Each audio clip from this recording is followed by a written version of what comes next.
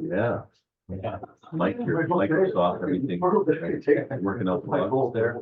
Yep. We should be good to go. Oh, all right, being a little after 9 o'clock, we'll bring the Facilities and Property Management Committee to order. Agenda item 1, approval of minutes of the November 29th, 2023 Facility and Property Management Committee. I'll make the motion to accept the minutes. Seconded. Motion's been made and seconded. Any discussion? Hearing none, all those in favor say aye. Aye. Opposed, motion carries. Moving on to correspondence shared by committee members. Anybody have anything?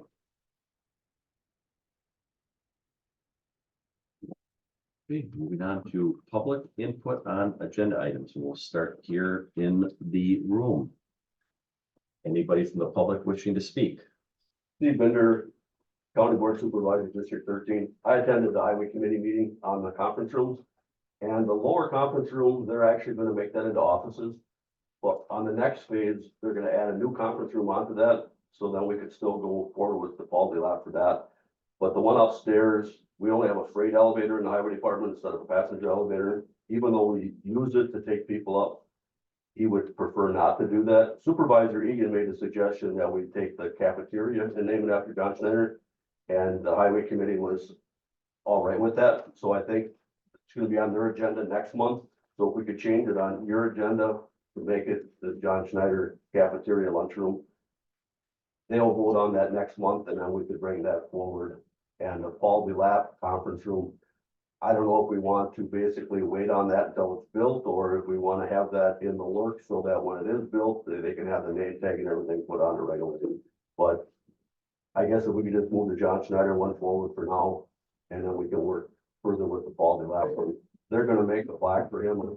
It's gonna be a Paul Lap Memorial Employee of the Year plaque. So I think that's coming forward soon. So we'll have something for him, but I would still like to recognize John and move that forward. I can't remember a time we ever named anything after an employee. And it's like, he worked there for 43 and a half years. His dad worked there for 30 years. I surely think we can name something with a plaque on a cafeteria that, you know, just recognition. I mean, like a family gave 75 years to Winnebago County. We can put something in there that recognizes them. That's all I have. Thank you. Anybody else? Yeah, I do. My question is, like on operations and stuff like that. Why are we subcontracting that stuff out to, Frank's when, I was here in this department for roughly around 13 years, and we bought numerous pieces of equipment that, for thousands of dollars. You know, one piece of equipment that Mike bought for us was a Toro. So what the Toro is it's a lawnmower. And then come winter, it gets changed over. You take the deck off it. You put the cabs on it. You put the bogey wheels on it. You put a set of tracks on it. And it's got a V plow, got a V pivot, push, scoop. And I don't know where that equipment is. You know, and Winnebago County used to have 2 of them pieces of equipment. So why are we taking all this equipment that Winnebago has, and just letting it sit idle? I mean, every building used to have, walk behind snow blowers. If they didn't have the walk behind snow blower that was propelled, they had 2 cycles if it was a real light snow. We had a plow truck that the plow blade never got put on it. We can certainly have plowed the parking lot here, and a lot of times they were waiting at like the courthouse to get the ramps plowed out so that they could bring the inmates in and stuff. But Winnebago County has this equipment. Why ain't we using it? I mean, for a while there, Mike had personnel problems where there were 6. You guys were down 6, 7 people at one time. So obviously you'd have to hire out. But they're not using their employees to the advantage that I think you guys should be. You know, you got custodians that are working during the day. Not saying that you shouldn't have any custodians working during the day. But being in this department for so many years, you ever try stripping or waxing a floor during operation hours of Winnebago County between 8 and 4:30? I've done it. And we got away from that because it wasn't, profitable enough, but still. These floors should be getting refinished once a year like we used to do them, strip down, strip the wax off them, re-wax them, clean everything, at night, if you have 15 custodians, so, you could put, say, 10 custodians a night, have 5 custodians around during the day. Do miss it, if somebody spills a coffee, go suck it up, whatever needs to be done, but. We got all this equipment sitting back there, and I think, for next month's agenda, I think you guys should go through or walk through this building. There's a lot of equipment, trying to buff the floors during the day at the courthouse when. The court is in session. You're interrupting stuff. I think that it'd be more profitable, the use of the employees. Some of them don't like work during the day. Because if you're vacuuming, somebody will complain that it's too noisy, Mike gets tons of calls all the time, And if it's a liability problem, how can it be a liability problem? Because Winnebago County self-insured. These people could be doing this work at night and you'd get more work out of your employees instead of having to start a job and then have to stop because there's gonna be a meeting in that room or whatever, and and the equipment and the buildings out back. The last I known before I left in 2020, the buildings in the back were all full of office supplies, filing cabinets, everything. Because every time we move a department, like when we moved the DAs out of the feature building, they didn't want that old furniture. It all went in the back sheds. I don't know. Some of the stuff goes on surplus. I bought stuff off surplus because I could buy it cheap and scrap it out. The old metal desks and stuff. But buying all this new stuff, you can go out back shop, get whatever you need, filing cabinets, desks, chairs. It's just, you got equipment here that's idling. And Mike always told me, manpower, money, and hours. How to save, how you guys saving money by contracting out Franks to come do all the stuff, because, I'm sure you got a minimum hour, if you guys want, and with the custodians and the maintenance guys, we had a number we call on the weekends, if we needed to come in and do snow, with this equipment, it takes roughly 2.5 hours to do the complex at the courthouse. You got an hour and 75 out at the jail. You got 2 hours probably over at Parkview. Them are 24-hour buildings. They need to be attended 24 hours. And the city comes back on Mike if the sidewalks ain't cleared within 24 hours, he can end up getting fines. But, if I go by, on a snowstorm, on a big snowstorm, I don't see nobody doing any snow removal. When you had the county employees doing it, boom, they are there next day. 1 hour after the snow was done, we were in. And roughly, you'd have them employees, they'd spend 6 hours. Because the way you had it set up, the custodians come in, everybody was assigned a building. Some buildings were bigger than others, so like jail, you had 2 people out there. 2 people, and at the end, everybody would converse in the courthouse area Cause that was the biggest area to cover, and we finish up, roughly 6 hours with all the employees coming in and doing. All right, thank you, Sid. You're welcome. Anybody else from the public wishing to speak this morning? Yep, behind you. Morning, everybody. Paul Hemminger, current president of the board of Appleton Ice.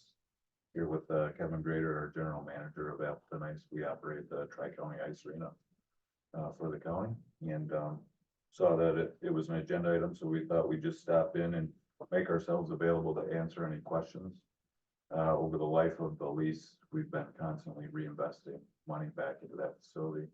You've been up there recently, you'll notice that we redid the parking lot, or a good portion of the parking lot, the usable portion of the parking lot this summer, to the tune of, I think it was $135,000 roughly to do that.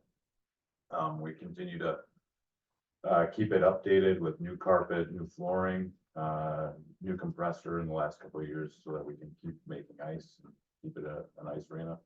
And we've recently enlisted Myron and CD Smith out of Fond du Lac to help do some facility studies for us to see what else needs to be updated. We're not experts on, obviously, construction and stuff like that, so they've been working with us over the last 2 months, I would say, to start going through the facility and give us an idea of anything else that needs replacing. When Myron was just there last month, they did issue us a letter, which I think Kevin may have shared with some members on this committee, on what great shape the facility is in. It's gonna be 50 years old this year, I believe, this 2024. So we're going through and looking for things like electrical that needs updated, any other minor things that need updated, because they said the construction of the facility is still very sound.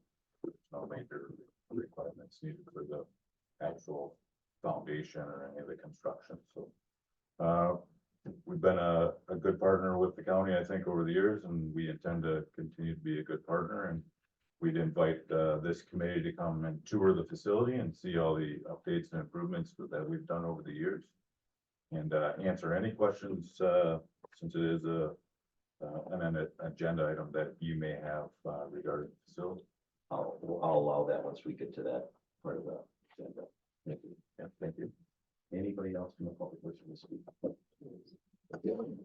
Hi, for those of you that don't know me, I'm Kathy Boyette, citizen Neenah, Wisconsin. I'm also going to speak on the Tri-County Ice Arena. I brought it to Mike's attention a few months ago regarding the condition of the building, the lack of the ADA compliance for the building, the fact that it's not generally kept up outside as well. It's an eyesore and embarrassment to the community. Also the fact that the lease is roughly 13 years ago. There were items that were brought to the committee and to the county, and a lot of those items have not been held to their word, if I might say, kind of loosely. There are items that they had, they meaning Appleton Ice, the contract, that they had said that they were going to do and they have yet to do. There has been promises of 20% increase of their income for renting out party rooms and having events and things like that, but yet, to my knowledge, the county has never received financials on that, so I'd like to know why that hasn't ever been looked at. I understand a lot of people from the county don't even know that that building is theirs or that it's even in Winnebago County. It's still thought of as a Tri-County building, which to my knowledge is no longer. The other two counties dipped years ago, so it is Winnebago County's building. Surprise! But I just felt as a citizen and a taxpayer that this needed to be brought to your attention. Someone who's not vested in it. I don't have kids that play there. I don't have youth that, or myself, that try to utilize the facility. I did, however, before I came this morning, check their website, And there is absolutely no open skates, so, kids are off school this week for, the holiday, and there's no, availability for the public to utilize that ice this week at all. So the promises of keeping ice skating available to the community was one thing in the lease, and that's not there either. Folks can go to the new facility at the Champion Center up in Grand Chute. That's open all week, but Appleton Ice is not allowing or scheduling, open ice for the community at Tri-County during the holiday break. So those are all things that are in the lease. I think we need to revisit the lease and line, item by line item, and find out just exactly what it is that Tri-County and Appleton Ice are actually doing. I know that they have put some money back into the building within the last couple of years, but where have they been 13 years? And why is it gotten to the state of disrepair where now they're dumping all this money and doing GoFundMe's and things like that, when there are plenty other opportunities for people and parents to get involved and help with the fundraising? They've shut the kitchen down. There's no way that parents or the families or the groups can come in and do fundraisers. They brought in vending machines for a parent. That's kind of conflict of interest, I feel, my opinion only, but just a lot of things that really need to be revisited, being it is your building and you do have that contract. So thank you for your time. Thank you. Mhm. Anybody else from the public wishing to speak? Brian Depperding, County Board Supervisor, District 6. One of the questions, and I'd like to speak on the Tri-County Ice Cream as well. One of the questions that I'd like to be asked, or one of the things I'd like to find out, is ultimately what will be the plan with the ice arena after the lease expires? And what is are there long-term projects involved? Are there long-term concepts that are involved to keep hockey within Winnebago County? Is this something that and you know, I'd like to know a little bit more about that. And also there are a couple of things that do need to be repaired regarding the Tri-County Ice Arena. I know that the sign last time I was there, which was, you know, admittedly about a month and a half, 2 months ago, the sign wasn't fully operable. It was still flickering. I'm not sure if that has been fixed. Yeah, it is, according to the lease, it is not ADA compliant. Also, just a footnote too, I noticed that there was a jet ski that was stored in the back. I'm not sure if that's somebody's personal jet ski storage. But that was there, and that's been there for months now too. So just one of those things where I scratched my head at, wasn't sure what that was all about.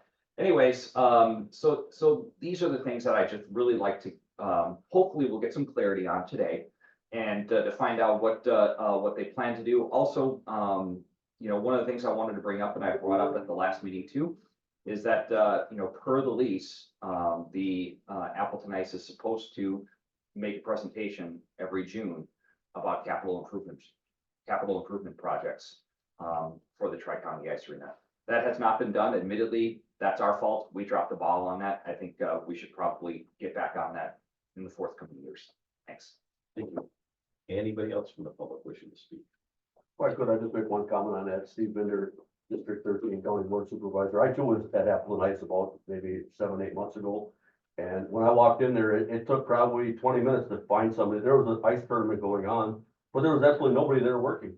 It took like 20 minutes to find the guy. I just wanted kind of to look around, and you know, the cafeteria was closed down, the vending machines was there. It was like an abandoned, the outside of the building looked like it needed paint. The parking lot at that time was a disaster, you know, and it is a county asset that Outagamie County liquidated their half to us for $1.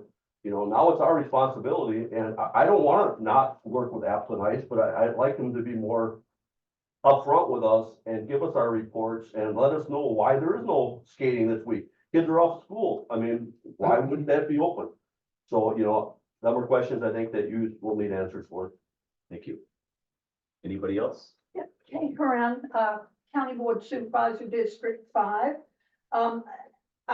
This was brought to my attention about the Tri-County Ice Arena, and that the kitchen was potentially in disrepair. I will say that being on the health board, I inquired about that.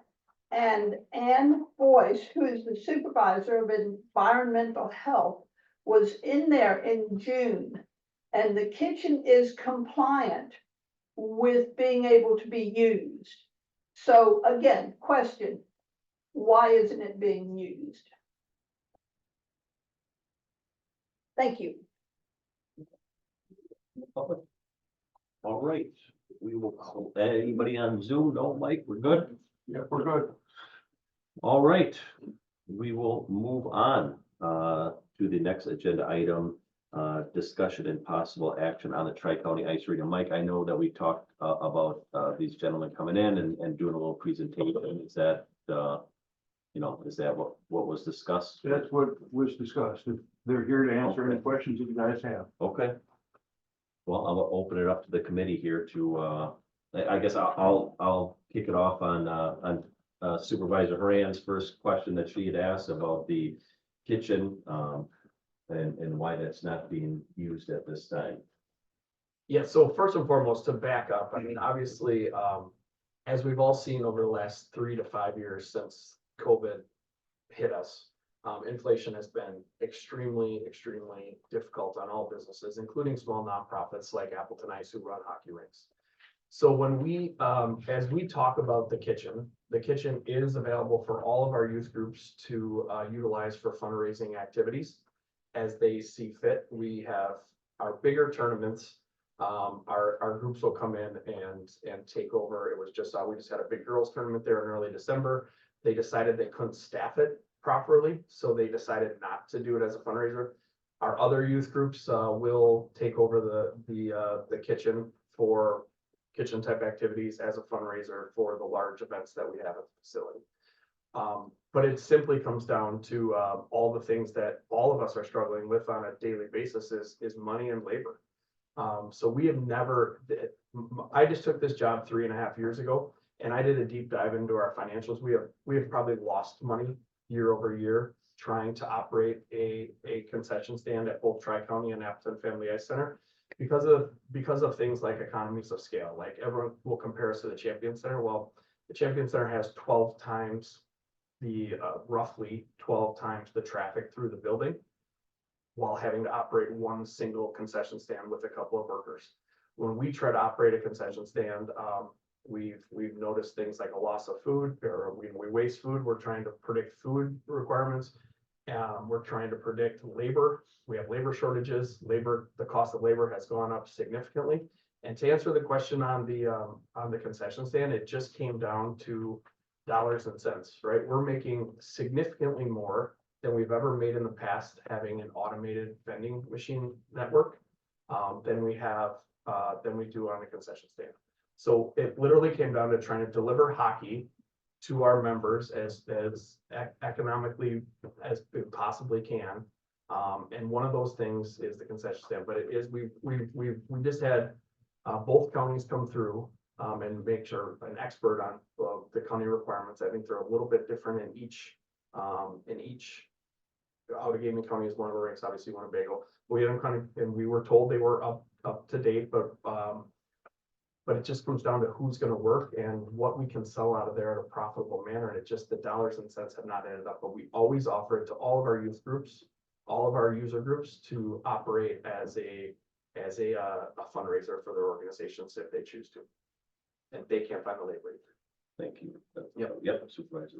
I got a question. Well, you're talking about that, and I just so happen to be part of the baseball. Yep. And we run a concession stand, and we run it out at North High. at Yep. DJ Snyder. So what we do, and this is what we do, we supply the food. Okay, like we'll have hot dogs, we won't have hamburgers during, a small event. But we'll have hot dogs and stuff like that, and chips and just drinks, everything. Right? The parents come in, they volunteer, the parents come in, they sell it. We have one person there from our staff, which of course we're nonprofit, so nobody gets paid. But we'll always have one person there. And we've always been profitable. You know, very profitable. And, it just works out really good. But like you say, sometimes it's really a small organization and they just can't get people to work. But that's what we do out there, and I think that you could try something like that. Out there, I mean, it's a good possibility that you could even make as much money as you're making off the vending machines. Yeah, and just to reset this conversation, so I have a longstanding offer to all of our user groups, and as long as we're keeping it to Tri-County Ice Arena. Tri-County Ice Arena's biggest user is Fox Valley Youth Hockey, which is our Neenah residents, who obviously Oshkosh has their own, but Fox Valley Youth Hockey has a longstanding. We have some parents who are looking into potentially opening up the concession stand. So there's two facets to this conversation. It's a service to our members, right? Like when somebody comes in and goes, oh, I have to go to this vending machine to get a water versus going and having a meet and greet and saying hi to someone. Two different experiences, I understand that. But we've long offered it to our youth groups to open up. And at both rinks, we keep getting the same thing as it's just hard to staff. So, and then financially, if we do open it to our user groups and Fox Valley Youth Hockey does come in and supply the labor, the inventory management, et cetera, Appleton Ice wouldn't be taking those profits. We'd have a small rental fee for the concession stand. The profit would then go to Fox Valley Youth Hockey. So being that we don't have a lot of traffic, the ways we make money in the concession stands are large events. We have a couple of big mic tournaments for our 7 and 8 year old group. We have a couple of big high school events. Those make money. The problem is to keep the concession stand open. We lose money on Monday nights, Tuesday nights, Wednesday nights, Thursday nights, Saturday, where there's just regular, routine 10-year-old games going on where there's might be 25 people in the stands maximum. Yeah. So we've struggled with those things. Like we know there's certain events we can make money on, and that's where we offer them to our youth groups.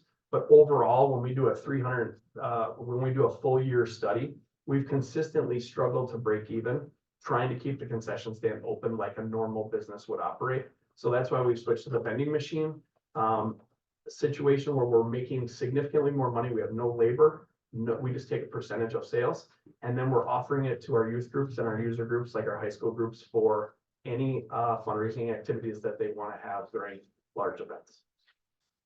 So like the first weekend in January, if you guys want to come past, we'll have the concession stand fully open. It's our biggest event of the year. The concession stand will be open. We'll be cooking brats and burgers out behind, outside. And the concession stand will be a full functioning, operating concession stand that will make a lot of money that weekend, because we will have the most traffic on any weekend of the year. Will be the first weekend in January. Thank you. Anybody else have any other questions on the committee? Right, guys. In the, just looking over the lease agreement, item 14 is the name of the facility.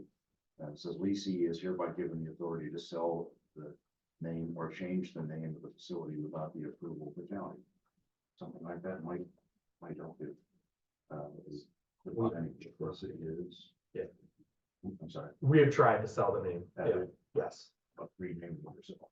Well, that's an option as well. If we haven't thought of that, we were very close to a naming rights agreement with Shields for both of our facilities. We've tried to enlist some sponsors. I can't tell you the number of times I've offered naming rights to the facility in return for financial aid of the facility. Yeah. And we just haven't been able to capture one of those agreements yet, but if this committee would like us to proactively change the name of the arena, that's without any naming rights involved or any sponsorships involved, that's something that would be very easy for us to accommodate. I don't believe we have any say in it. No, we don't. It's up to you. Yeah. Well, again, talking about a working relationship, if there's an issue with it still being, have that county name on it, and people, assume that Tri-County is indeed Winnebago County, which we all know it is. If there is any issues with that even from a perception standpoint, we want to make sure we have a good working relationship with the county. So your opinion, even though you wouldn't be able to tell us what to do via the contract, would certainly be something we consider. I hadn't even thought about renaming it with all the sponsorship agreement in place. Since you have the agreement, just a point of reference, we haven't been in agreement for 13 years. I believe we're in year 9. Yeah, 9 to 10. One, some of the public comment was that it's been 13 years. It hasn't been that. long. Yeah. With 3 years of it being during COVID, which we had to adjust and shift the way we operated the business during COVID. This signed on, July 2nd, 2014. Thank you. Thank you. Anybody else on the committee have anything? I guess I'd like to address some of the folks in the audience here, questions, and then something that Supervisor Dufferin has brought up time and time again, the ADA compliance part of it, and that's what I see, the jurisdiction of this committee, the questions in, is it up to ADA compliance? If it isn't, why isn't it, I guess, and if you want to address some of those concerns with the ADA compliance. Well, part of what we're doing today with, again, we've had, as Paul alluded to, we've had C.D. Smith. The reasons, even though they're out of Fond du Lac and not local, they are all owners, operators, and principals at C.D. Smith are big hockey people. So they specialize in hockey rinks and they want to help. So, but also Myron, being a local company, has gone through and in accordance with McMahon, the engineering company based in Neenah as well, has gone through the building. So we're waiting for reports. And one of the main reasons that we're hiring experts is to answer some of those questions. Is yes, what facility upgrades do we need? Whether it's electrical, plumbing, heating, etc. But the other one is to make sure that compliance is a big issue. We get our report from the Fox Crossing police or fire department every whatever it is, whenever they feel like popping in, and we continue to work with them and make sure we're in compliance in that regard. But being compliant is something that's very important to us. That's one of the things that we've tasked them with. So in terms of ADA, I don't claim to be an expert on it. So I think, to the best of my knowledge, maybe somebody in this room knows something that I don't know, but I think we've done a good job trying to stay compliant with the building as it relates to being built in 1972. Okay. Some of the things as it's described to me is the reason that we're bringing in experts, and I know this kind of goes into your question, is we have no intention to operate Tri-County or the facility or land anything other than to support hockey in our community. And the reason we're involving these experts is to go, how do we get another 20, 25, 30 years out of the facility? Does it make sense to put money into the existing building? Or does it make sense to work with the county and go, okay, whether it be 5 or 6 years from now, or when our lease agreement is up, or prior to that, do we start construction on a new facility on the other side of the property? Those are the questions we're trying to get answered, because we have no other option except to operate Tri-County Ice Arena as a full functioning hockey facility to support our community. Mainly because the growth of hockey has expanded greatly since COVID. The leading driver of that is girls hockey. Girls hockey has absolutely exploded, and we're working with and supporting our community in that regard. But we have no option, no plan whatsoever than to operate Tri-County Ice Arena as a full functioning hockey facility moving forward because of the growth of the sport in our community. A while ago, when the Champion Center came online and they added 2 new sheets of ice in our community, the plan was, well, maybe we don't need 4 sheets, Appleton to a Champion Center, or what at Tri-County. We're closer to 5, needing 5 sheets of ice in our community than we are needing 3. So to bring it back. But ADA, yeah, You don't know for sure if you're ADA compliant or not. to the best of my knowledge, we are ADA compliant. Okay. I don't, Is nobody's told you any different? no one's told us any different, correct? And if anyone tells us any different, obviously, we want to be fully in compliance. Yeah. At all points, whether it be fire, ADA, or any other regulatory information we need to work by. How long has you been working with these final act people and so forth? Has this just started? Because, we did hear some complaints about the outside of the building. I don't know what is wrong with the outside of the building, by the way. Nothing, it's just, one of the things, so as was just discussed, we raised about $135,000 to replace the usable portion of the parking lot. The reason we stopped where we did is to give us flexibility. We don't want to pave the whole thing and then go 4 years from now, we're gonna rip up half the parking lot, and if we do decide to build a new facility or put money into the existing one. So we use the usable function, but, we started with them probably in September. But the Okay, so this is just a foundation, very short time then. yeah, I mean, to answer your question about the outside, there's nothing wrong with the outside. We're in the site survey phase. The issue with the outside is what I've talked about after the $135,000 for the parking lot. The next thing is what it does need is paint. There's nothing structurally wrong with the building. There's nothing, we don't have big cracks or heaving or the old saying is they don't build things like they used to. Tri-County, we get so many compliments from Myron, from CD Smith that the foundational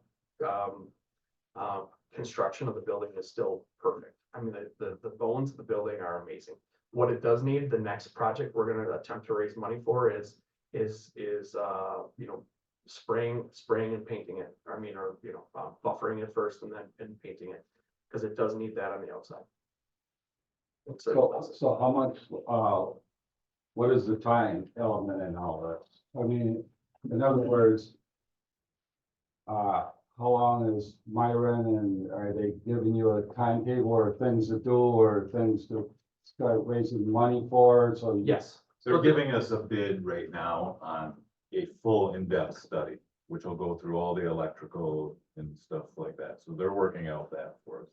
And keep in mind, we do operate Appleton Family Ice Center in Appleton as well. And so it's just a function of where we've been allocating dollars to do capital improvements. We did a capital improvement project 5 years ago at Appleton Family Ice Center when Lawrence University had a big fundraising campaign to add a new locker room. So we added on some things there. So it's a function of where we shift the dollars, and now we're doing dollars for both facilities because there's more work at both facilities that you've done. So it's just a function of timing. I think it has nothing to do with people's comments or concerns. We regularly do that. When we first got the lease, we did a lot of painting and work on the inside. We put in new sound systems, stuff that people generally don't see. We are regularly putting money in. The compressor that we have to make ice, replacing compressors, new flooring.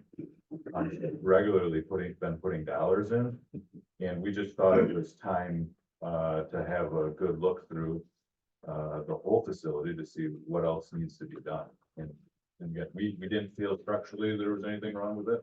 We're not experts, but we thought we'd bring them in and then now do the deep dive on the other stuff. Like, again, there's some electrical things that are 50 years old. I'm no expert. We need to replace that, or are we still good with that stuff so that it can keep going and we can keep operating it as an ice facility for the users? Yeah, and I think one of the our plan is to bring in the experts, figure out how much it costs, and then start to raise it through a capital. exactly, that's what I'm saying. Yeah. 'Cause- So to answer everybody's questions out here, they're working on it. Yeah, in other words, you're gonna make these improvements as we go along. So we're looking into the future here, so it's not like gonna take a dive. Because you're gonna be, continually working on with these people and to see to it that, I don't know, everybody, it's ADA compliant thing, and Yeah. who's the one that really, says we're not ADA compliant? Does anybody know? Well, I will tell you. Well, we'll leave that, we'll leave that, Yeah. keep it to the committee. Sure. But, I guess we'll, like was said, that, every June, we're supposed to, come together and have a report. I think, Mike, that's something that we need to do every June. And so, if like, whether that's through this Yeah. committee or, through other means, but I think that's something obviously that said that we weren't holding our end of the bargain up, that we need to make sure that we're doing that. Yeah, and the way, again, I've been doing this for 3.5 years, but that had always happened through Mark Harris in the past, and whatever, as I put an email to Mike, however that needs to go, if you wanna tell me every June I need to be at this meeting, I will write it down. I will be here, I can update any committees, et cetera, within the county, but the way we've always done it in the past is, it was through Mark Harris. We took a little break because of COVID. He didn't want to meet with us. And then the first email I sent to John, when he got elected, is, hey, you know, this always went through Mark Harris. We need to meet once a year per our contract. And then we started meeting with him. Okay, Yes. well, that's good information, because nobody that I know at this table, maybe Mike knew that, but. So I met with you were John privy to and that. Mike Colliard is the other one who, Oh, so you have worked with John? yeah, I've met with John every year per our contract. I just didn't know. Again, I can work with John, I can work with this committee, I can work with any other committees that. Well, we can request John to be here too. You know, Yeah. I mean, that's time that you do come. I mean, I have all the dates that I met with John and the locations and the people that were at all the meetings. It's the first time I met with him was August 6th of 2021. So, and those are the updates that I provided, but again, if we need to be at the annual meeting in June, then we'll be here. Okay, Supervisor Wise? Sure, thank you. I suggest that we consider having a meeting there Yeah, Appleton Ice. at Appleton Ice. So that we can, of course, there's a lot of good background in this committee here that can tell you things about your facility that, you know, might be red flags or, and hey, this is really green. This is a green flag here. This is, well, keep up your good work. I think it'd be important that we get out there and see. I agree. Maybe at the next meeting or something like that. Yeah, I've never Yeah. I've never been to this. Yeah, we could probably do that like we did with, the house on Harrison. That's a great idea. Thank you. Yes, you're welcome. Anybody else? Mike, did you have any comments, concerns, anything? No. I guess one thing that was asked in the crowd here that, you know, the facility not being open this week, is there a reason for that? So like we have a full camp. We're, you know, our goal is to sell ice because we're struggling, right? I think one of the misperceptions in our hockey community today is we get all this money from the county and what are we doing with it? Obviously, everyone in this room knows the answer. That is $0. So we have a huge goalie camp there this week. All day. They have 8 hours, 9 hours of ice today, tomorrow, and the next day. So the community is being or the facility is being utilized, and then we start games again on Saturday for our youth group. But open, we always have our small rink, obviously. For you, those of you who haven't been there, we have a big rink, and then we have like a studio rink that is about half size. We have parties, we have birthday parties, we have events there all the time that we utilize. But open skating, we've kind of relied on, we've only had a few, which is accurate, over the last couple of years. COVID is what shut down open skating, and and then the Champion Center's online and they have it all the time because they have far less ice sales. But again, the Champion Center doesn't even have open skating today because they have the next 3 days because they have a massive high school tournament. JV and varsity, there's 16 teams from all around the state who are playing today, tomorrow, and Friday, taking up every single hour of ice time at the facility. So, yeah, it's tough. I mean, open skating is something we offer at Appleton once a week, and but it's something we will certainly look at Tri-County as well. Thank you. Anybody else? I guess I bring it up on the jet ski that's outside the building. Is that still there? It's hidden kind of around the back of the building, but I will make sure if it's still there, it will be removed. Yeah, I don't know. I do remember seeing that at one point it was there. There's no doubt about it. I don't know if one of our staff members was storing something there, but if it's there, it'll be gone. Okay. Yeah, and you know, next month, if we decide to do a meeting up there, is that we'll make that happen, coordinate with one of you guys and Mike. You guys have these gentlemen's contact information to schedule that if this board so chooses to do that. Yeah, and we'll get our board, I think a board, I will get our board there as well. I think that would be a good, Yeah. you know, we have a lot of our board resides in Oshkosh, ironically enough, business owners here in Oshkosh. So I think it would be good for some of our board members, Paul included, to meet, so it's not just the two of us. I think we have 7 people on our board, and then I'm the general manager who helped to operate the facility. Wonderful. Thank you guys very much. Thank you. All right, we'll move on to the next agenda item here. Discussion and possible action on veterans housing in Winnebago County. Well, that would be me. Unfortunately, we didn't even have enough time. I did get with John a little bit, and then I also was with the Jeff Winnebago County Board. I mean, He's the VA rep here in Oshkosh.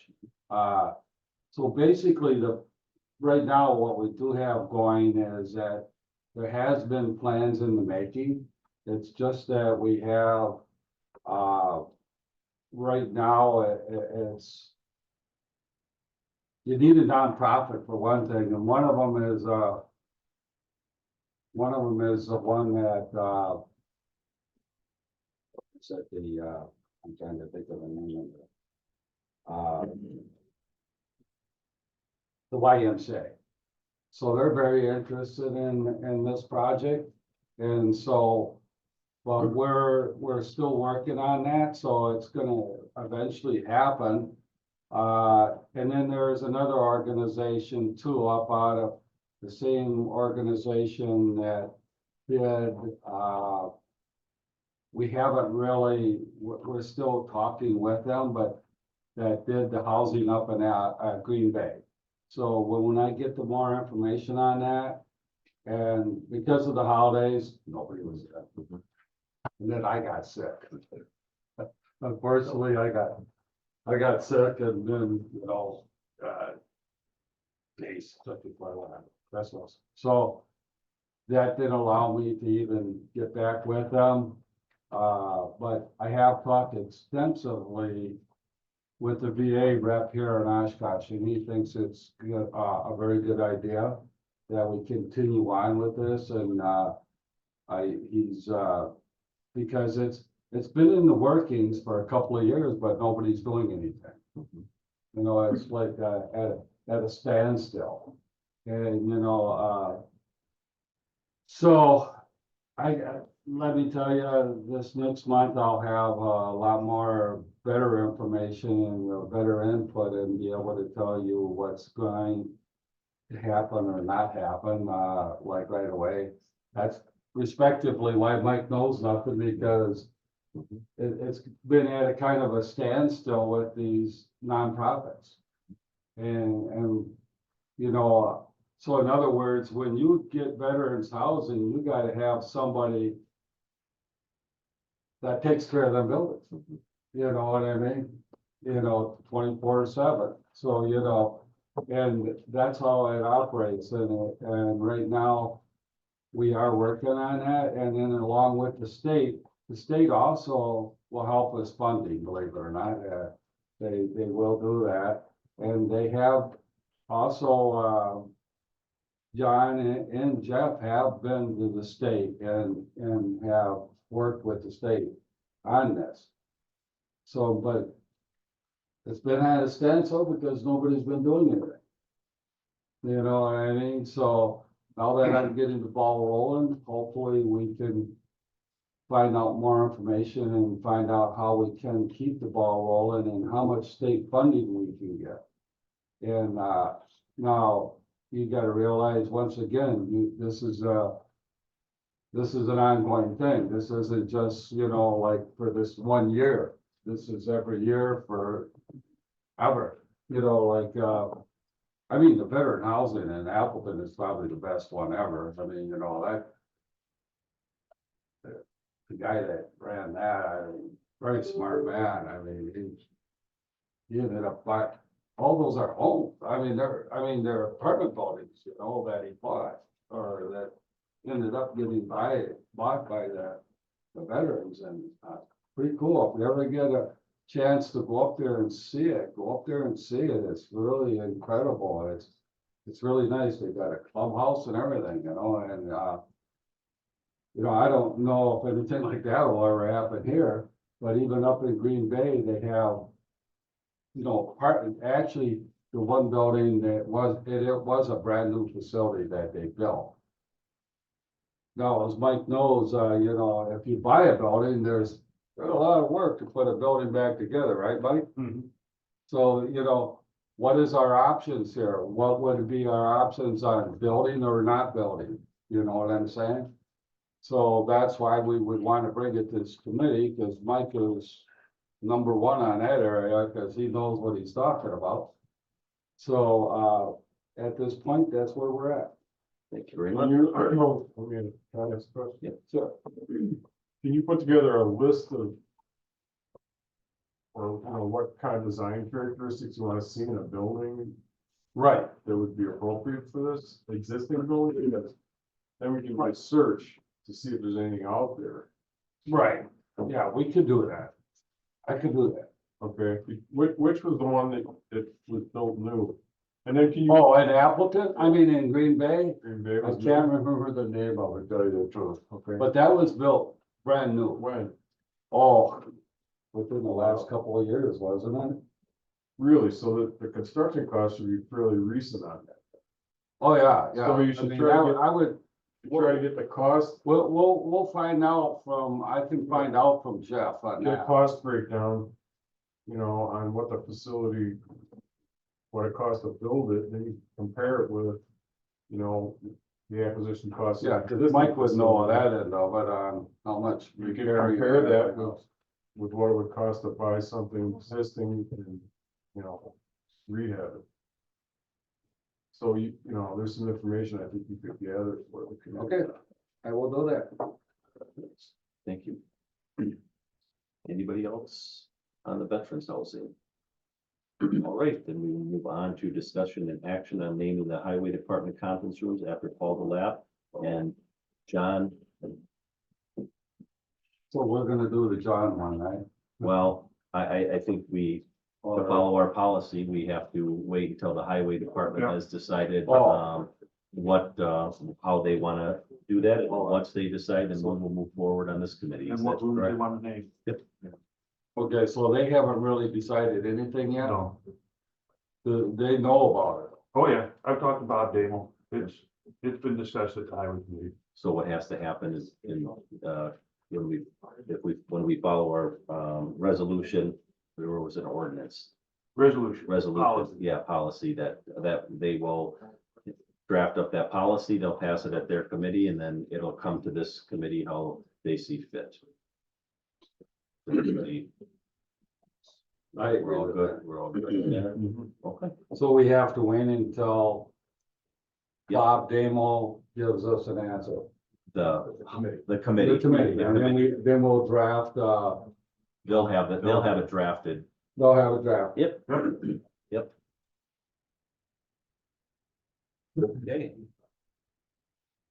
Anybody else on the conference room? All right, moving on to discussion and action of a county appraisal policy. I have the resolution written. It's finished, it's submitted to legal, but I didn't get it to legal in time for them to get it out to the meeting this month. And they had some, they're very busy and they also had constraints for the holidays, but the bottom line is I didn't get it to them. Just, I was missed by a couple days. Ended up getting it, but they would have had to rush anyway. So she said that they'll be getting at it after January 2nd. I already have it to them. So, Nice work. thanks. Well, Okay. it's been a while. Well, I know. That's- things But don't it- happen. it- That's It's a how- lot of work. that's the process. Anyway, Let me tell you, At least they have a draft, so we'll just see Nice where work. it goes. Okay. All right. Anybody else on the county appraisal policy? Moving on to discussion of responsible bidders, contractors, and county role. Mike, anything with the recodification? No. Okay. Not yet. The whole recodification project has been slowed down. They've had, I'm not privy to all the issues that they've had with the vendor. I just know that it's been slowed down. Got it. So, but we are moving ahead with our side. I think we've got our fillable document ready to go. I've gotten some information from the state on their, qualified contractor document and, Allegheny counties, or no, not Appleton's, city of Appleton's. I have to merge that into our document and then run that through legal to make sure that we aren't, gonna step on anything that's gonna blow up. And then we'll get that instituted and we'll start keeping track of the contractors that we've got. And then we'll see how we get challenged. Okay. Anybody else on this agenda item? All right, moving on to discussion of building assessment study. That is, well, we're using the building assessment study to develop the capital plan. And I think I've showed to you guys how the buildings are scored, and we're looking at which buildings warrant investment, which ones that we should question, and, we've got a couple of them that we should probably replace. Mhm. So that's how we're doing the capital plan. I'll be doing a presentation of the assessment at the special orders meeting next week. And then we'll be showing the capital plan, to you all too. So it's gonna be kind of, I'll have like 20 minutes to try and do the building assessment. And then we'll roll right into my capital project presentation. And then, airport and highways will be doing theirs. Okay. Has the boards, Yes. has the board seen that plan yet? No, that's what I'm doing Tuesday night. Oh. This next Tuesday? January 2nd. Yeah. No, I don't have my laptop, Yeah. or my, Oh, January 2nd. Yep. special iPad's back yet, so I Really? didn't check the calendar, but. That's another thing added to that day. Oh, it's good, I know. I gotta go to Green Bay. Tuesday. Yeah, Tuesday the 2nd. Tuesday the 2nd. So as far as the assessment, one of the deciding factors, or maybe not, was the grant opportunities that McKinstry was gonna bring to the county. Selling points. So many members here, McKinstry was the most expensive facilities assessment study, but one of the things that they had said is that they would look for cost savings through grant opportunities. Right. Have they presented anything or anything in the We're works? working on that right now. They've done a retro commissioning of the law enforcement center. And they've identified like $78,000 worth of savings we could do, for energy usage. We have a meeting next week to go over that. Cause some of the things that they may have said we should do, we may have tried in the past, but because of the way they operate the building or limitations that we found with the equipment, we may not be able to do it. And then, Focus on Energy is going to be providing some, financial incentives for us also. Okay. We had a very large piece of federal policy passed in the Inflation Reduction Act, that things have changed. since We've met about that to see what we can do. with McKinstry. Yeah. Good, that's awesome. We haven't really found projects that we can do. What we're trying to figure out first is which buildings do we have and which projects can we use? Sure, so we don't have a So, Huber facility. So that's, you all see that Tuesday night, like Need Human Services is on the bubble. We've got a lot of expensive stuff that's going on there. And then, in about 5 years, we have a significant amount of expenditures we have to do for the jail. Which 20-some years ago, we went on a spending spree to build new buildings. Now all those buildings are coming home to roost. And like the jail is 20 years old now.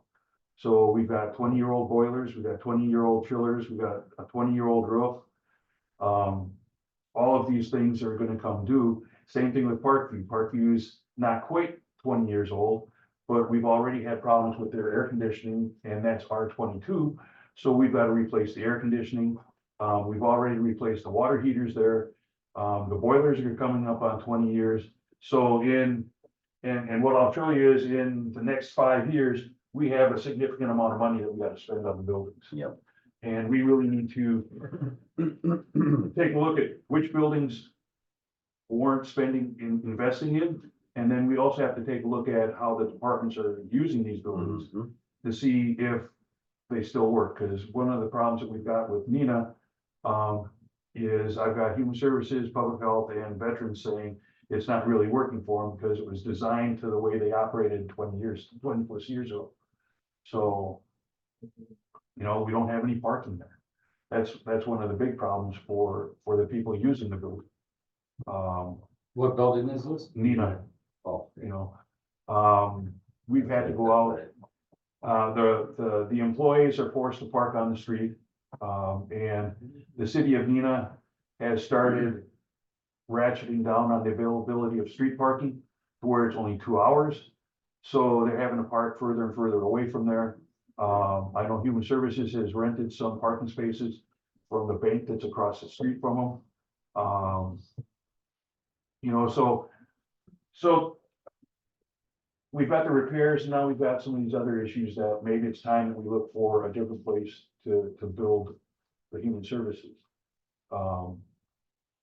And we've got, you know, Oshkosh Human Services has issues coming up too. You know, that's a much older building in some areas. And it was built, and just like Oshkosh, the Otter Street building, they were built for corporate headquarters. They weren't really built for use as a public entity with interactions with the public.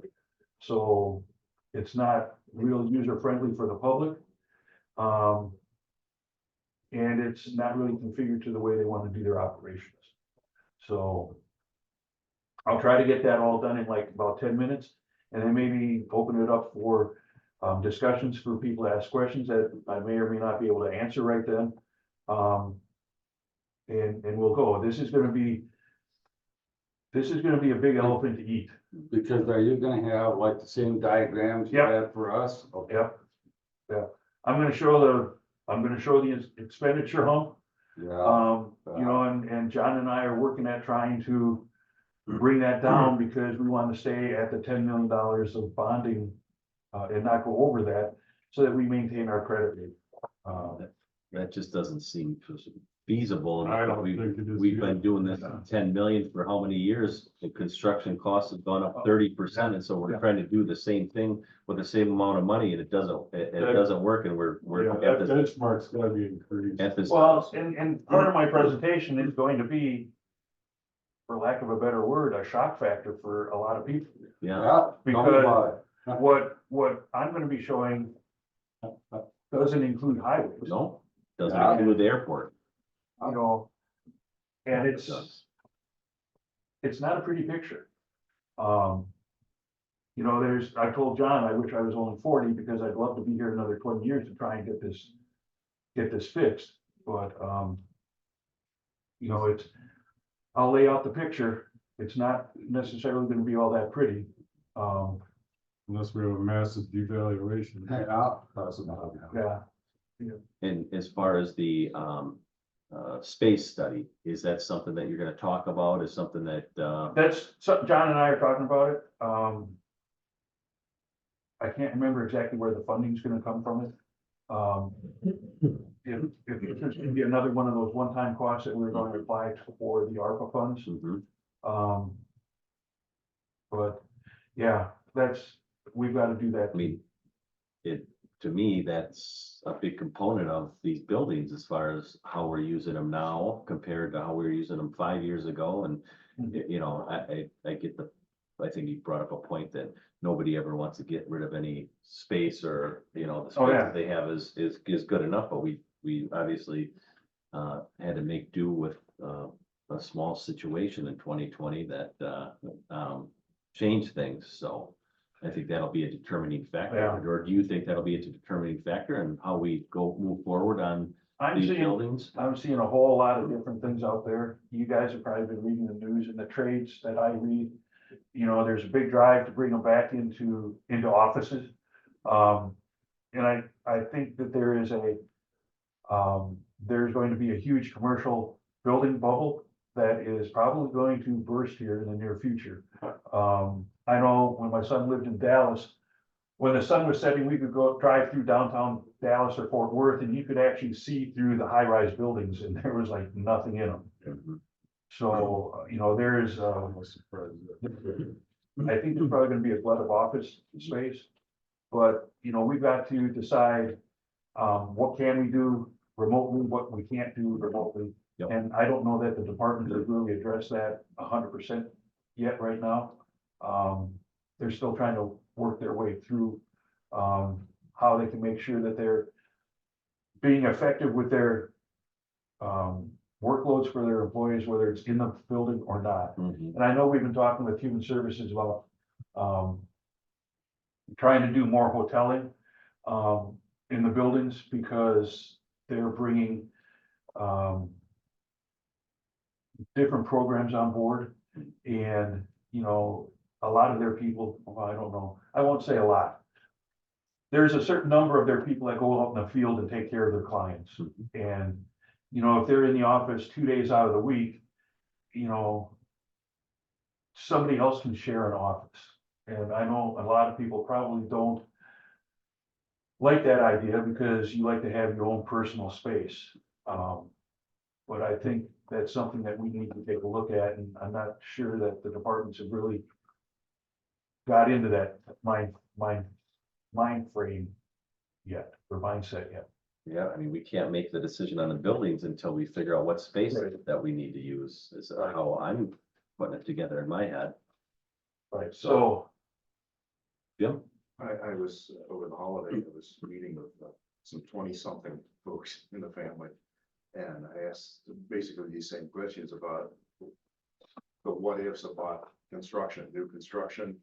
And here these companies have put up big insurance companies, Secura, and there's nobody there. And they said, well, a lot of them, then they were all the same representatives of these kind of things. And they said, what they say is, they go into the office now, they have to be in the office once a week. And when they go in, they have to sign up for a room, and it's not their office, it's just a desk and chair and not even a phone, you have your phone, and that's it, so they sign up for it. So they've shrunk the size of the need for these, and what they're doing now is just selling it off, not selling it off, leasing it off to different companies. They come in there and say, here's 1,000 square feet, ground level, when we're gonna give you 82 parking spaces too, along with that. They're starting to sell it off or lease it off. That's something that we can be looking for too. We need. Well, with a paperless society that we're moving towards, you know, I mean, it makes sense. You don't have to, you know, file cabinets, you have to store documents or any of that. I agree and disagree because, yeah, it's great to have the technology, but you no longer have, so this person is working from home and you don't, he might be in Texas for Christ's sake. Yeah. He has no idea what's happening over here, nothing. You know what I'm saying? It depends on the job, whether you need to know that. Wow. You know. The requirements are usually that you're gonna spend how many days, 1 day a week or 1 day a month or Yeah. something there. Yeah, so that you can meet with your supervisor and everybody else too, so. Yeah, I do agree with what Mike said to an extent, that the human aspect, the human interaction aspect through technology is not the same as face to face. Oh, it is, you know. No. So Mike, I mean, McKinstry, happy with McKinstry, they've been Yeah. good working relationship, Yeah. everything's good there. They are Good. lending a good hand to us. Fantastic. You know, and like I said, the cost savings on the energy at the jail has been, pretty significant. Yeah. We'll see what they propose. Is that lighting or? Lighting and, changing out some of the equipment. You know, scheduling thermostats and things like that. Oh, sure, okay. Which starts becoming an issue because it's a 24-hour building. And, you know, you might want, like John Motz's office, we could probably set back the thermostat. But not all the other offices. So we have to see exactly what they're kind of telling us to do. And how we're going to accommodate that. Okay, that's good. That's a big number. Well, we spend about $250,000 a year, on utilities, electricity and gas at the jail a year, so. So are you, expected to eliminate any buildings? That's on the table. That's on the table. No real solid discussions have been made about that, but, you know, it would be, if we get rid of Neenah Human Services, what are we gonna do? Are we gonna build new, or are we gonna rent, or are we gonna do whatever? So, Well, it is an eyesore right now, right? well, Neenah, not really. Real nice building. No, I mean, not, I don't mean that, I mean for the parking and everything. Oh, yeah, it's, Yeah, that's what the I'm parking talking is a real about. problem. It has functional obsolescence, but it doesn't, it's not an eyesore. No, I mean, I didn't mean that as an No, eyesore. the for big that. thing is, we probably built it and didn't put in the sufficient parking spaces that we should have when we built it. So How old is it was built in the nineties, I believe. We So did use just about parking 30 years ratio as a old. metric back in the nineties, I know that, because I was at Fraser then too. Yeah. So But- something happened there, where So we didn't you didn't we didn't look really, at the parking. Way ratio. back when, the county did not work with the municipalities when they built buildings. So if there was a ratio for parking, the county just had the attitude where the county, we're gonna do what we want. And the municipality didn't regulate it probably that well, No, as they would now.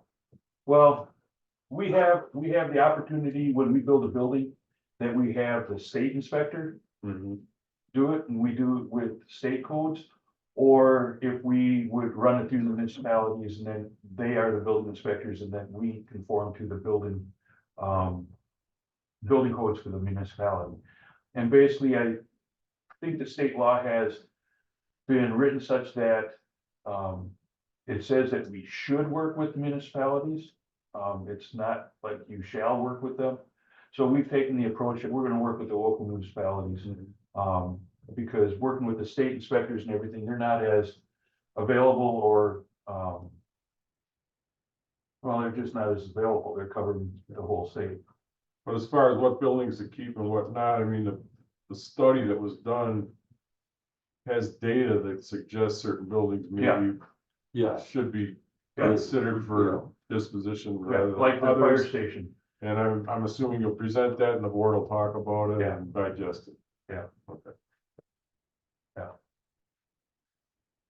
Anybody else on the building assessment study? Thank you, Mike. Moving on to the discussion of 980 housing project. That is moving along. They're putting up the walls. We've got the trusses. So, it looks like early February, we should be done. We have one person came out and is going to be released. They'll be sharing the trailer. And we have no indication that anybody else is on the verge of coming out. So we're in the window now that if we would be told tomorrow that somebody's coming out, 120 days, we'd have a place for them. there you go. Fantastic, man. That is good news. To take this off. Yeah.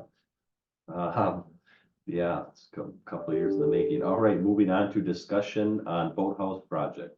They should be putting up the siding, I think next week is what I got the message from, Cardinal. So they're painting door frames and trim now in their shop.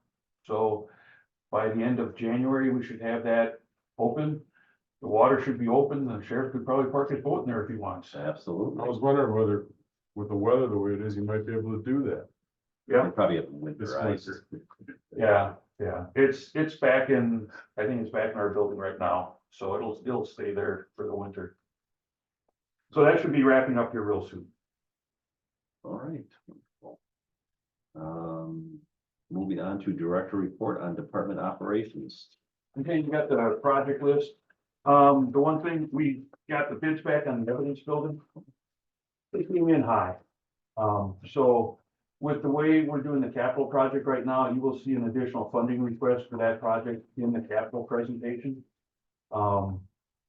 So that will be there, and then you'll see the capital projects that we've got listed for next year. So it went out for like design work. No, it's out for bid for construction. Myron is the low bidder. So I just have to get, Evidence garage. I have to get the additional funding approved by you guys. And then we can go ahead and start work on that. How How much many bids? additional funding we need? That's a painful one. It's about $700,000. And how many bidders did we have on it? 6. Oh, There you go. So, we had a number of them. Myron was the low bid.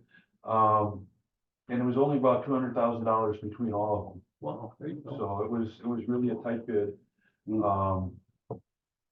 But this project has been tough in that, when it first started, it was just gonna be a cold storage building with an outside fenced gravel parking area. And it's morphed into a morgue, and now we've got a heated garage, and, we're having to put cameras out there, and you've heard the whole litany about how to get access to that thing. So I will be glad when this project is put to bed. Does that 700,000 include the access drive and the Yep. parking lot and all of that? Like, It was all that. I could see that. Yeah, definitely, because That's a big part of it. the access was a nightmare. And that wasn't planned for originally. Oh, no, We no, didn't know we were gonna have to come in off of off of through the solid solid waste, line no, through the solid waste. no. We thought we'd get access from Jackson. Well, until they put the requirement that we'd have to tow a 40-foot semi through the parking lot, yeah. That was, I know I've talked to John, and somehow I've got to come up with a document that these departments will put their John Hancock down as to as exactly what they want when we start planning these things. Not that it's, brought up halfway through the project and we have to jump through hoops and try and figure out how we're gonna get this stuff done for them. We're wrapping up the year. So, we've got, I don't know if you have any questions about the projects. I don't on the projects, but any farmer's almanac predictions on the snowfall? Usually you Pretty much, you shoot one out. You all the predictions for this winter have just been blown out of the water. Yeah, the NOAA predictions that I had looked at was we should have had more snow on the ground by now.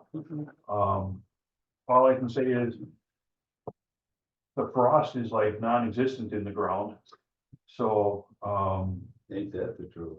if it doesn't get much colder, we'll be able to break ground with the evidence garage and almost not have winter conditions. With did we contract out for snow plowing this year? Yes. All So of it? not all of it. Highways is doing the parking lots, because we still had only a half crew for custodians. We contracted out the snow removal. Now, we are just about fully staffed with custodians, so the plan is next year we will be going back and doing snow removal in-house. Oh, okay. How many, I mean, I know it's in here. How much are we spending a year on on these services? Contracting them With out? the sidewalks right now, it's probably about $75,000. Okay. Which is roughly what we would be paying in overtime. I thought I saw 60,000 in there for snow. There's two different line items, one for contract and one for highways. I'm just gonna bring this up, they brought this up to Mike during the budget. I went out and, if you remember, it was snowing out during the budget session, and there's guys out shoveling the driveway or the sidewalk, and I asked the kid, I said, who are you working for? He's like, well, it's just working for my buddy here. I don't really work for him. I'm like, really? Yeah, I'm just helping this guy out. And to me, I didn't think that was, I don't know, I didn't think that was acceptable. If who knows, does this kid have a workman's comp if he slips on our sidewalk? Is the county liable for that? And so I asked Mike today, and I forgot, it slipped my mind. I forgot to ask Mike, he was gonna check into this, because what could happen if they're hiring some fly-by-night outfit that these people aren't even their employees? Unfortunately, that's what's kind of, that No, kind of. we talked to them and they are using their employees. Okay, yeah, this guy good, thank you for checking up on that. I appreciate that, because he was very confused and. Yeah. Okay, well, they were put on notice. Yes, So, good, they are their W-2 employees. okay, thank you. Any other questions for Mike on any other projects or the budgets? Looks like you got 3 of them that are complete, you could probably take off. Yep. Yep, they'll go next time. Okay. I just I like to complete see on there that so you guys see them. I like to see that. And like I said, staffing wise, we are, we've hired a plumber, Oh, great. Oh, great. yeah. So Wow. that is Finally. 11 months worth of working. They've got signed out. Yeah. We are advertising for our carpenter now. So, we're gonna change that to carpenter. Our grounds person is retiring, so we will have that person. And then those are the only vacancies we've got right now. Wow, well, So that's wonderful news. we'll see how that goes. I've got a number of people that are right on the edge, teetering on the edge of retirement. So, Is it the plumber? Is gonna be a master plumber? Oh, Yep. wonderful. he had his own business for 20 years. Oh, great. And then he went to work for, Fleet Hero. And, he's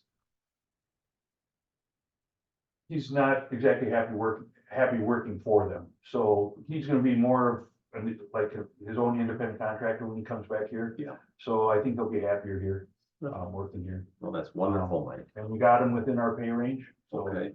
um, Were you able to be flexible with that? Yes. Okay. Yeah. good. Yeah.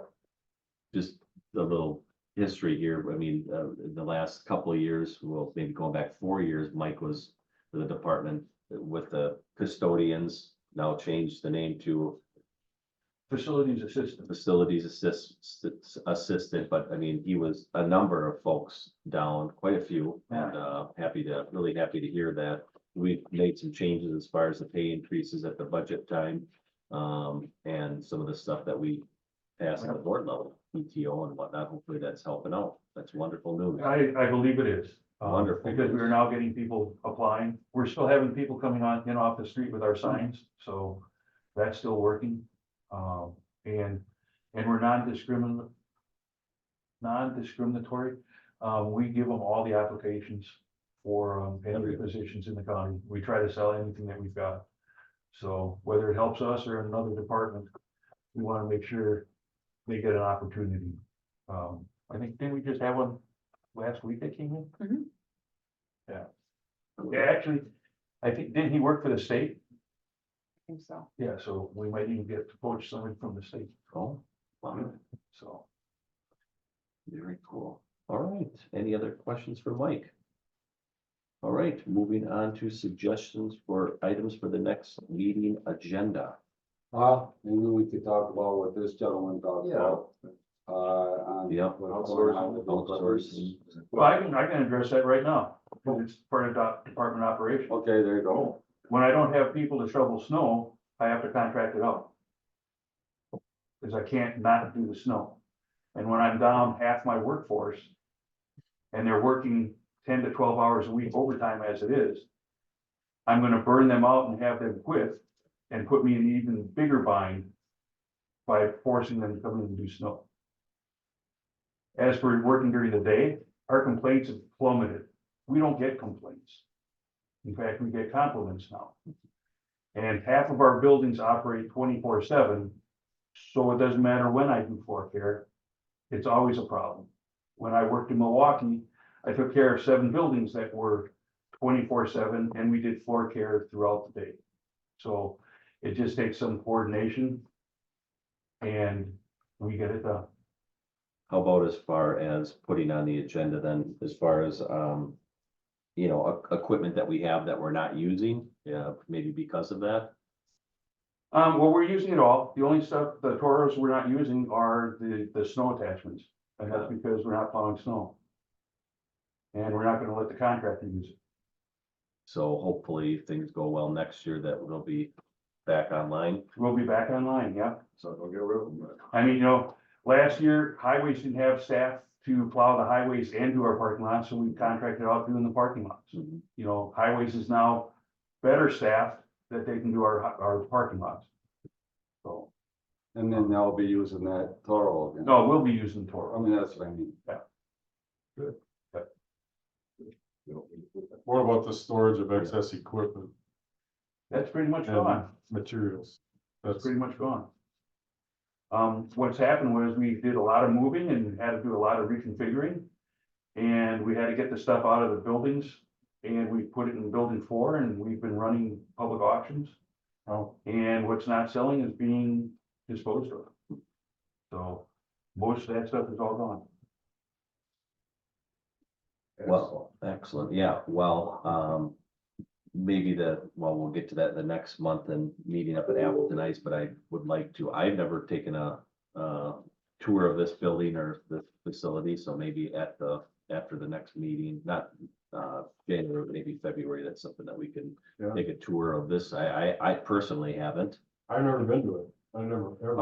I've been there, but, you know, actually been there when my kids were kids. Yeah, I mean, You know, unless when I it's go great. there, I'm triggered to remember that I did go there. I don't remember ever going there though. Yeah, unless we had kids that No. skated there, you probably haven't been there. So for next month, we're gonna talk about 4, if that's right. 4, 5, 6, 7, 8, 9, 10, 11.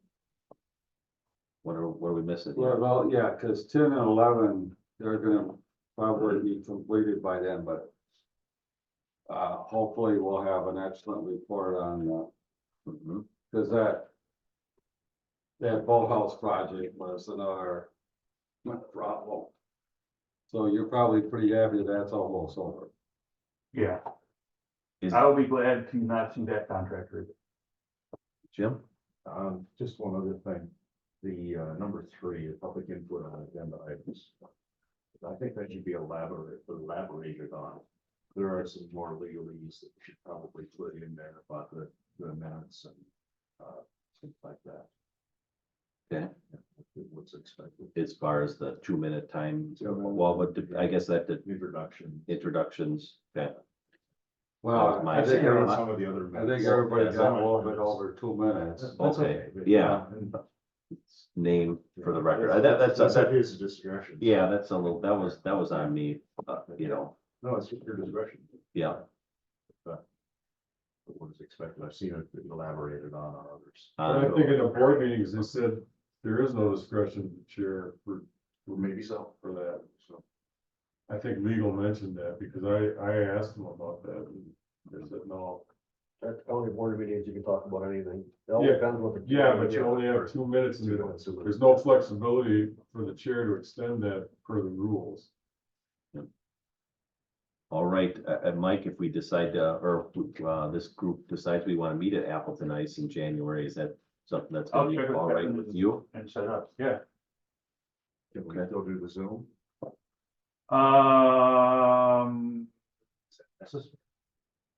Well, Yeah, it your is. resolution says we have to Yes, video and record every meeting. I don't know that they have Wi-Fi or internet connectability up there. okay, do we want to check on, do we want to set a tentative? I can,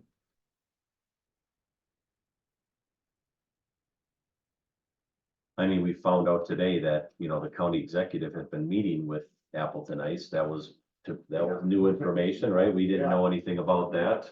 Maybe you did, but okay. No. Well, they were fulfilling, that was one thing that we thought they weren't fulfilling their obligation. This gentleman was saying that they were. I guess if that, 1, 2, 3, what were we doing? We're doing the 4th Wednesday of the month, right? Yeah. That would be the 24th of January. And if we have the accessible internet and the video capabilities, then we could do it, but if we can't, then we're gonna have to have the meeting here. Yeah. Is everybody all right with that? So that would be, We can go up individually, yeah, yeah, as or, long as we're not a quorum. yeah, 24th of January. 24th of January, 9 AM. And we'll find out if it's here or up there. Can you walk around with a handheld video recorder that has internet access? Well, you could, I'm sure that you have a personal hotspot, I'm sure somebody. Phone. Yeah, well, right, but, I don't know if, you know, Mike or, you know, somebody has that. I think, yeah, I think my county phone can do a hotspot. I Okay, just have to make sure that IS is, or IT has made that available. sure. Yeah. They don't use video cameras anymore. I don't know. I'm living in the past. All right, Yeah, pretty much. anybody else? We're good on the meeting and time. All right, with that, I would take a I'll make a motion to adjourn. Second. motion made and seconded. All those in favor say aye. Aye. Opposed? All right, we are adjourned. And Alyssa, Tom is. Question for you, Mike. You know, I was talking with John, and John said that,